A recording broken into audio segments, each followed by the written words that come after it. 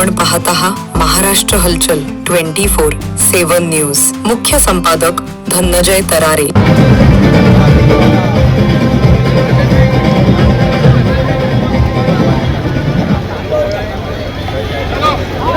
2 तारखेला मतदान आहे आणि तुम्ही कन्हानगर अध्यक्षाचे उमेदवार कोणते मुद्दे घेऊन तुम्ही निवडणूक रिंगणामध्ये उतरलात? सगळ्यात प्रथम नगरवासियांना माझा नमस्कार।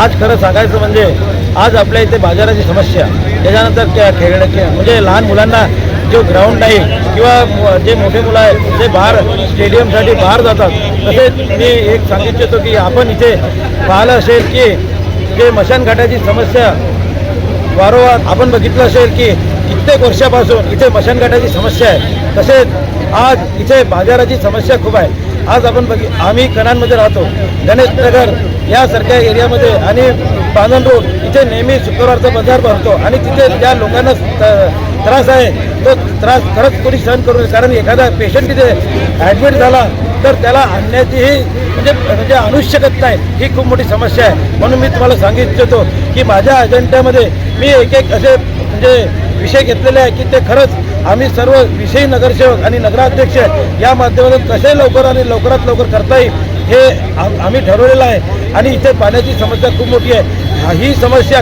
फक्त 6 महिन्यात आपण म्हणजे मार्गी लावणार आहोत हे माझं ठरलेलं आहे। आणि तसंच या गावामध्ये बाजाराची सोय, मशानघाटाची सोय आणि बसस्टॉप आणि खूप चांगलं असं आरोग्य आणि आपण लोकांना देऊ शकतो।